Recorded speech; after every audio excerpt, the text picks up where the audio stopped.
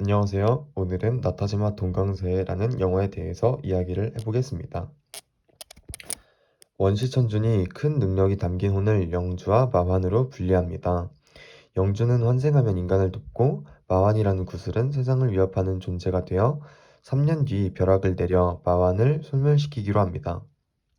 혼들을 환생시키기 위해 테일진인에게는 영주를, 신공표에게는 마환을 환생시키라는 명을 내립니다.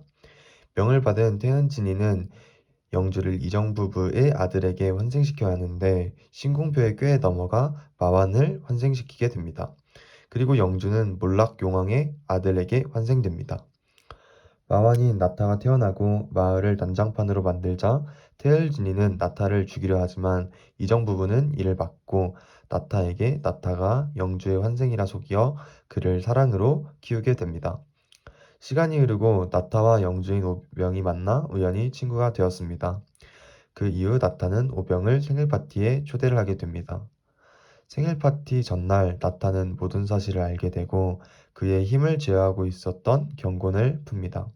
그러자 나타는 이성을 잃고 이정 부부를 죽이러 들었습니다.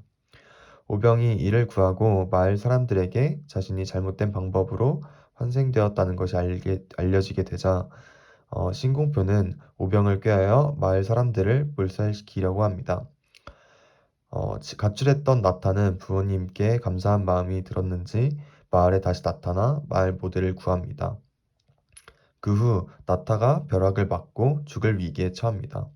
그 순간 오병이 나타나 나타를 구하려다가 같이 벼락을 맞게 됩니다.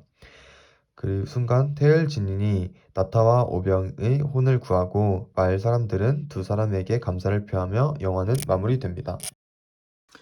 영화의 작품성에 대해서 이야기를 해보도록 하겠습니다. 첫 번째, 중국 애니메이션 인식 개선입니다. 중국 애니메이션 하면 낮은 퀄리티와 낮은 CG라는 인식이 있습니다. 그런데 큰 마을에서 일어나는 화재와 자연재해들이 매우 자세하게 묘사되어 있어서 영화를 보면서 퀄리티가 매우 좋다고 느꼈습니다. 두 번째, 전통 무협 영화와 다른 결말입니다. 전통적인 중국 무협 영화에서는 권선징악으로 나쁜 일을 하면 벌을 받고 착한 일을 하면 상을 받는다는 그런 이미지가 있습니다. 하지만 영화에서는 나타는 마완을 가지고 있음에도 불구하고 스스로의 운명은 스스로가 했습니다. 그래서 이 영화에는 운명은 스스로가 결정한다는 메시지가 인상 깊었습니다. 세 번째, 중국과 맞는 그림체 설정입니다. 중국 민화의 그림체와 현대의 3D 애니메이션을 섞어 되게 다양하게 재해석한 느낌을 받아서 좋았습니다. 중국 영화 시장입니다. 첫 번째, 표절이 돈이 되는 시장. 중국은 북아메리카, 미국과 캐나다보다 2배 많은 영화 스크린을 보유하고 있습니다. 그래서 표절로 영화를 만들어도 그 표절을 구매하는 시청자들이 존재를 합니다. 그만큼 돈이 되기 때문입니다. 두 번째, 정부와 영화 시장입니다.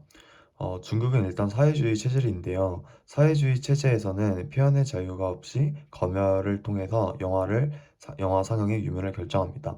그렇게 검열은 많은 중국 영화 제작사의 창의력을 방해하게 되고 또 이는 표절로 이어지게 됩니다. 그렇게 해서 중국은 사회주의 체제 때문에 표절을 할 수밖에 없는 구조라고 생각합니다. 중국은 사회주의입니다. 이러한 사회주의는 검열을 통해 표현의 자유를 막고 있습니다.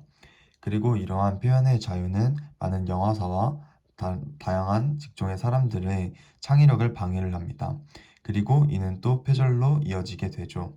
그리고 사회주의 체제는 생산성과 효율성이 떨어진다는 문제도 있습니다. 그렇기 때문에 중국 영화 시장의 가장 큰 문제점은 사회주의라고 생각합니다. 세 번째, 중국이 민주주의였다면입니다. 만약 중국이 민주주의였다면 영화 시장에 있어서 한국보다 큰 영향력을 가질 수 있었을 것이라고 생각합니다. 그에 대한 이유는 긴 역사와 다양한 민족들이 섞였기 때문에 창의적인 결과물들이 나올 수 있을 것이라고 판단합니다. 이상입니다. 발표를 들어주셔서 감사합니다.